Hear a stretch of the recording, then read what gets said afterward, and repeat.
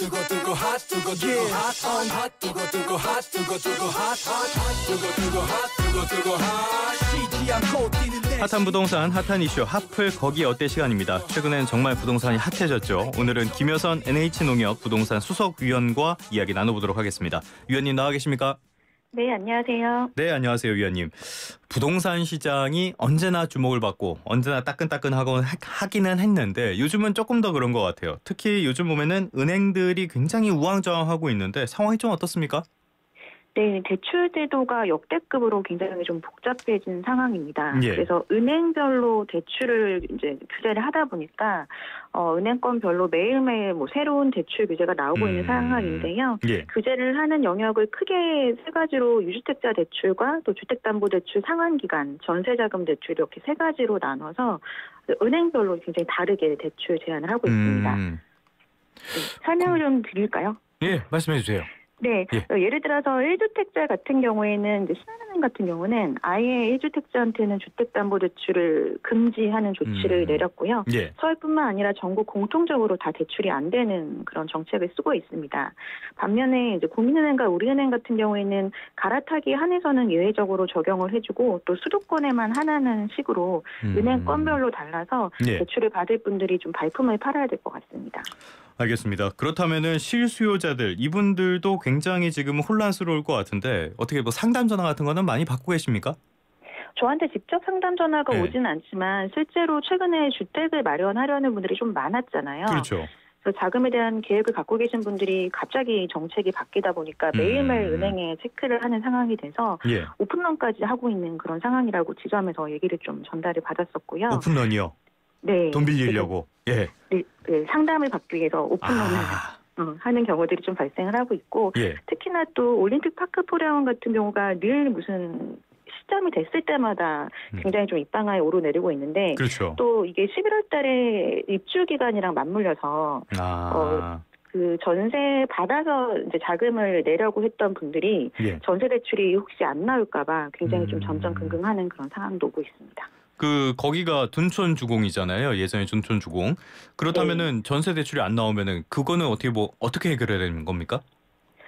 자금 계획을 이제 3년 동안은 실거주 의무를 유예하는 그런 조치를 해주는 바람에 예. 임대인들이 보증금을 받아서 잔금 마련을 할 계획들을 많이들 갖고 계셨는데 예. 이게 모든 은행이 현재로서는 다 안 나오는 건 아니고 나오는 은행이 있고 또 안 나오는 은행이 있습니다. 예. 그래서 좀 나오는 은행으로 좀 몰릴 가능성이 있긴 하고요. 그렇지만 좀 불안할 수는 있겠죠. 임대인들도 잔금 마련이 불안하고 또 임차인들도 전세로 살려고 계획을 했던 분들도 혹시라도 대출이 안 나올까 봐 굉장히 좀 불안해하는 그런 상황이 있습니다. 대혼란의 시장이 지금 펼쳐진 것 같습니다. 이렇게 주택담보대출을 막아버리니까 예상했던 대로 풍선 효과도 나타나는 것 같아요. 신용대출 많이 늘었죠?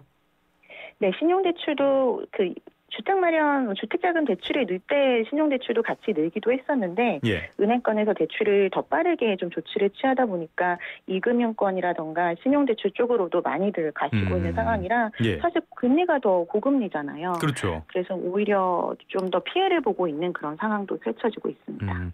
그래서 지금 당국에서 신용대출 한도 이 부분에도 손질을 좀 하겠다라는 목소리도 나오는 것 같아요. 만약에 진짜로 이렇게 한다 그러면은 이거는 상황이 나아질까요? 또 다른 풍선 효과를 부르는 거 아닐까요? 또 다른 풍선 효과가 있을 수 있을 것 같아요. 예. 돈이 당장 필요하신 분들은 그럼 상금융권이라는 단어는 없긴 하지만 다른 쪽을 통해서라도 자금을 좀 만들어야 하는 경우들도 발생할 수 있을 것 같고요. 예. 그리고 지금도 DSR 2단계 규제가 강화되면서 대출 만기가 비교적 빨리 오는 신용대출부터 연장이 안 되거나 하는 리스크가 있을 수 있거든요. 그래서 대출이 이미 있는 분들이 연장이 안 된다거나 또 급전이 필요하신 분들 이렇게 좀 더 금융권에서 많이 노출되어 있는 분들이 더 빨리 피해 보고 있는 그런 상황입니다. 이렇게 표면적으로 억누르는 대책 이런 것들이 성공하는 케이스는 본 적이 없는 것 같습니다. 다 풍선 효과를 불러서 미국의 금주령이나 마약과의 전쟁도 다 실패한 정책이 돼버렸죠. 그런데 이렇게까지 시장이 혼란스러워진 그 주범으로 지목받고 있는 게 바로 이복현 금감원장입니다. 왜 이렇게까지 비판을 받고 있는 건가요? 사실 이제 기준금리 자체는 계속해서 동결 상태를 유지를 하고 있었는데 지난해 말에는 또 특례보금자리로는 일반형이 중단되면서 금리가 좀 높았었거든요. 그렇죠. 그래서 그때는 이제 서민이자가 너무 좀 부담이 가중된다 하는 발언을 하셔서 대출을 좀 일제히 내려서 올해 내내 대출금리가 좀 낮은 상태로 유지가 됐었는데 예. 이제 가계부채가 너무 급증이 되다 보니까 8월 때부터 약간 기조가 바뀌었습니다. 네. 가계부채 문제가 악화될 수 있다라고 지적을 해서 또 은행들이 대출금리를 올렸었어요. 근데 또 대출금리가 인상이 되면은 이제 굉장히 좀 많은 피해를 서민들이 보니까 그렇죠. 금리를 올리라는 얘기는 아니었다라는 또 발언을 하셔가지고 지금처럼 그걸 우회해서 대출 한도를 만기를 좀 축소한다거나 이런 여러 가지 유주택자나 전세자금 대출에 대한 제한 조치들을 은행권별로 이렇게 쏟아내고 있는 상황입니다. 제가 사실은 이것도 방송에서 몇 차례 다루긴 했지만은 제가 지금 대출 담당자인데 이런 계속 지시가 온다면은 대체 뭘 어쩌라는 거냐 이런 생각이 들 것 같아요. 그런데 금감원장이 말 한마디 할 때마다 대출 정책 이렇게 왔다 갔다 하는 거 이런 걸 정상 상황이라고 볼 수 있는 건가요? 사실 지금 이제 금감원에서 하는 애들은 산업을 좀 규제하고 감독하는 역할들을 해야 되는데 예. 최근에 부동산 시장 자체가 워낙에 경제 상황이나 금리 같은 거시 경제 영향을 많이 받다 보니까 아무래도 이거에 따라서 굉장히 많이 서민들까지도 예. 많은 그 점검들을 해야 되는 그런 상황들이 오는 것 같아서 이랬던 적이 사실 없기는 한 것 같습니다. 금감원장 말에 오락가락하는 거는 상당히 이례적인 일이라고 볼 수가 있겠는데 사실 이렇게 혼란이 반복되다 보니까 정부에서도 정리할 필요성을 느낀 것 같아요. 지난주에 간담회를 열고 안건을 논의했다 그러는데 정리된 게 좀 있습니까? 뭐 나왔던 얘기가 비슷하게 또 재차 나온 걸로 보여지는데요. 예. 사실 이제 은행권 입장에서는 명확하게 가이드라인을 주는 게 좀 조치를 취하기 쉬운데 이걸 자율권을 너무 주다 보니까 굉장히 혼란스럽거든요. 근데 이제 여전히 F4 회의에서도 주택 시장이 지금처럼 계속 과열되고 가계부채가 빠르게 증가한다면 다른 추가적인 수단을 통해서도 이제 과감하게 좀 더 규제를 하겠다라는 발언들을 했었고요. 또 그래도 획일적인 통제보다는 은행권의 자율적인 대출 관리가 우선이라는 입장을 여전히 좀 보였습니다. 금융위원장이 금감원장을 약간 뭐랄까요 혼내는 그런 느낌도 없잖아 있었습니다. 그러면 이제 부동산 시장으로 한번 가보도록 할게요. 부동산 시장에서 지금 이렇게 금융시장의 혼란 이런 것들이 당연히 영향을 미칠 수밖에 없는데 대출을 받아가지고 영끌해서 집을 사려는 수요 뭐 여전히 뜨거운 상태입니까? 아니면 이런 조치가 이어지면서 약간 식어가는 추세입니까? 어떻습니까? 지금 88 공급 대책이 나오고 그 이후에 또 금융에 관련된 규제가 나오다 보니까 조금은 그래도 이거에 대한 영향을 받는 것 같긴 합니다. 서울이 0.3% 주간 단위로 그 올라가는 변동률을 찍고 그 이후부터는 상승세를 조금씩 축소시키는 모양이긴 한데요. 여전히 상승 규조에 있는 거는 또 사실이기도 하고요. 특히 성동구 같은 경우가 올해 가장 많이 올랐었는데 성동구는 0.63%까지 주간 단위 상승률을 보였던 적이 있었거든요. 8월 달에. 근데 이후로 조금씩 축소를 해서 9월 2일 기준으로는 0.4 정도 올랐기 때문에 상승폭을 축소하고는 있지만 아직까지는 0.4. 상승세를 보이고 있습니다. 문재인 정부 때 그쪽 지지하시는 분이었던 것 같아요. 고작 일주일 뭐 0.3 오른 것 같다. 왜 이렇게 난리냐 이런 말씀을 하셨는데 이거 주간 단위입니다. 주간에 0.3씩 오른다는 뜻이에요. 어마어마하게 오른다는 뜻이니까 그 스트레스 DSR 2단계 이게 9월부터 시행이 됐는데 요거는 좀 영향이 있습니까? 스트레스 DSR 2단계 자체는 사실 이제 대출 가능 금액을 몇 천만 원 정도 줄여주는 수준이라서 이거 자체가 이제 뭐 영향을 줬다라기보다는 앞서 얘기 나눴던 은행권 자체에 이런 대출에 대한 혼선이 너무 있다 보니까 매입을 하려던 분들도 좀 주춤하는 그런 분위기인 것 같습니다. 얘기가 나온 김에 이 스트레스 DSR 얘기를 조금 더 해보자면요. DSR 2단계 조치 이거 갑자기 2달 연기했었잖아요. 요게 지금 부동산 시장의 혼란 그리고 가계대출 급증 요거의 근본적인 원인이다 이런 평가도 나오는데 위원님은 어떻게 보세요?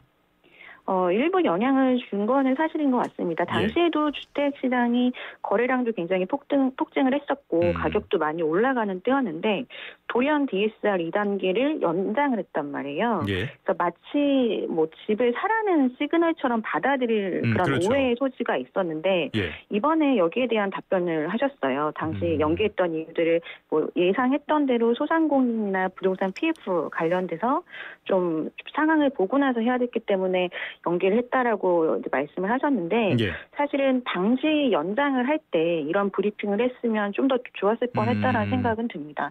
정부의 입장도 있긴 할 텐데 네. 그 뭔가 연기를 하거나 정책을 만들 때 정부의 정확한 시그널을 주는 게 사실 그렇죠. 신뢰감에 굉장히 영향을 주거든요. 예. 그래서 그런 부분이 조금 아쉬운 것 같습니다. 말씀하신 것처럼 지금 정부의 설명을 들어보니까 일리가 없는 건 아닌데 그때 이야기를 했더라면은 시장에서 받아들이는 것도 조금 다르지 않았을까 이런 생각 확실히 듭니다. 집값 폭등 지금 오르고 있는 것 정부의 정책 대출 이런 것들이 많이 나왔기 때문이다 이런 지적도 있잖아요. 이런 부분에 대해서 위원님은 어떻게 판단하시나요? 저는 반은 맞고 반은 틀리다라고 생각을 하는데요. 올해 그 정부 정책 대출의 대표적이었던 신생아 특례 보금자리론 같은 경우는 사실 그 면밀히 살펴보면은 그 안에 대환 대출로 활용했던 부분들이 좀 더 많긴 했었거든요. 예. 그리고 정책 모기지 상품들도 굉장히 대출이 좀 많이 늘긴 했지만 그게 집값을 올릴 만큼의 이제 큰 부분은 아니었다라고 봅니다. 근데 올해 올라갔던 지역들은 사실 강남 3구나 그렇죠. 마용성 이런 지역들이었는데 사실 세금적인 측면에서 혼인공제 1억 원 추가된 부분이 있었어요. 네. 그래서 그 증여 세금 없이 증여할 수 있는 금액이 1억 5천만 원 정도가 됐고 부부로 합치면 3억 정도가 되거든요. 예. 거기에 이제 무이자로 차용해 줄 수 있는 금액을 합치면 좀 자산이 있으신 분들은 7억까지는 세금이나 이자 없이 자녀한테 줄 수가 있는 상황이 됐었습니다. 예. 그런데 이게 정부의 정책이 완화 쪽으로 좀 무게가 있는 건 사실이었고 또 정책 자체가 굉장히 급변해서 바뀌다 보니까 이제 이렇게 실행이 될 때 뭔가 하자라는 그런 분위기가 좀 많이 형성이 되는 것 같아요. 예. 그래서 이 정부 정책 대출뿐만은 아니겠지만 어쨌든 정부 정책이 완화 쪽에 시그널을 좀 주는데 이게 또 언제 끝날지 모른다는 그런 분위기 때문에 고가 주택도 오르고 저가 주택도 거래가 많이 늘고 그런 상황들의 결과인 것 같습니다. 아무튼 반 정도는 영향이 있었다. 반만 맞았으니까 나머지 반. 지금 집값 과열의 주 원인 뭘로 보십니까? 반의 원인은? 말씀드린 대로 지금 이제 공급과 수요 여러 가지 측면에서 같이 이제 시너지가 나서 폭발을 했던 것 같은데 공급에 대한 부족 얘기가 계속 있었고 그런 수요적인 측면에서는 지금이라도 좀 신축 위주로 매입하자라는 그런 심리들이 작용을 해서 그게 뭐 증여에 관련된 이런 그 세법적인 완화 그리고 이런 정책 대출이라던가 금리 인하를 좀 활용해서 매입을 하는 수요가 같이 만들어냈다라고 생각이 됩니다. 알겠습니다. 지금 계속 이렇게 집값이 오르고 있다. 강남 집값이 뭐 신고가 행진이다. 이런 말씀을 매주 전해드리고 있는데요. 사실 지방에 가보면은 지방 상황은 또 전혀 달라요. 저희가 양극화라는 이야기도 계속하고 있는데 이런 부분들 지금 상황은 계속 좀 심화하고 있다라고 봐도 되는 겁니까? 네, 양극화, 그 지방 같은 경우 올해 상승한 적이 한 번도 없었거든요. 지속적으로 계속해서 하락을 하고 있어서 올해 전체 이제 마이너스 1.3% 정도 지방 전체를 합치면 지금 하락을 하고 있는 상황인데 이게 사실 지금도 그렇지만 앞으로도 지역 양극화는 더 심화될 거로 보고 있습니다. 네, 사실 이제 지방과 그 수도권의 차이가 세대수가 얼마나 늘어나느냐의 차이가 좀 크거든요. 그래서 인구수가 줄어드는 건 사실 직접적인 영향을 아직까지는 미치고 있지 않은데 세대수의 증가나 감소 같은 것들은 이런 부동산 가격을 그 나중에 그 선행하는 지표가 되더라고요. 분석을 해보면. 그래서 사실 그 지방 같은 경우에는 세대수가 는다 하더라도 1, 2인 가구가 노인 가구가 좀 많은 편이기 때문에 주택을 새로 매입하거나 하는 수요보다는 그냥 이제 거주를 하시는 분들이 있잖아요. 그래서 지금처럼 뭐 이렇게 집값이 올라가는 분위기가 되더라도 계속해서 좀 정체되는 이런 지역 양극화가 지금뿐만 아니라 앞으로도 심화될 것 같아서 이런 부분에 정책적인 좀 힘을 써야 될 것 같습니다. 이 양극화라는 문제가 단순히 부동산에서 끝나는 게 아니라 사회 전반에 미치는 거니까요. 말씀하신 대로 이런 부분에 정책적인 어떤 영향이 집중되는 것도 필요해 보입니다. 끝으로 뭐 약간 재밌는 느낌? 그런 느낌으로 소식 하나 짚어보도록 할게요. 지난달이었는데 시세보다 한 20억 원 저렴해서 로또 청약이라는 말이 나왔던 곳이 있습니다. 서초구 반포동 레미안 원펜타스인데요. 경쟁률이 500대 1이 넘었다고 해요. 부적격 사유로 탈락한 분들이 상당히 많았다고 하는데 어떤 내용입니까? 네, 부적격 판정을 받은 것도 역대급으로 보여지는데요. 지금 자녀 세대가 무려 50가구가 나왔습니다. 특별 공급에서 29가구나 나왔는데요. 이게 이번에 이렇게 좀 몰리다 보니까 정부에서도 부정 청약에 대해서 전수조사를 하겠다라고 예고한 바가 있거든요. 그래서 청약의 가점에 좀 영향을 주는 부분들에 불법 행위를 저지른 분들이 이제 계약을 안 하시는 분들도 있었던 것 같고요. 예. 그리고 지금 자금 조달 같은 거에도 부담을 느끼신 당첨자들이 계약을 포기한 그런 영향으로 생각이 됩니다. 20억 원 저렴하다 그랬는데 그래서 얼마인가요, 이게? 지금 20억 원 저렴해서 지금 분양가가 거의 한 평당 7천만 원대 정도에 나왔습니다. 네. 굉장히 비싸기 때문에 자금 마련에 부담이 있었을 것 같습니다. 또 하나의 로또 청약 소식도 있는데 청담 르엘 이쪽은 실거주 의무 기간도 없다고 들었어요. 그러면 굉장히 또 많이 몰리겠네요. 어떤 데입니까? 네, 여기는 지금 전매 제한은 3년 있습니다만 실거주 의무가 없기 때문에 바로 전세를 놓을 수가 있거든요. 예. 근데 이게 한강변에 있는 그 청담 르엘 아파트인데 지금 최근에 청담자이가 가장 신축인데 여기가 준공 14년이 됐습니다. 그래서 여기랑 비교했을 때는 시세 차익이 적어도 8억에서 10억 정도는 날 걸로 예상이 돼서 아마도 굉장히 좀 역대급으로 또 많은 청약 경쟁률이 몰릴 것 같습니다.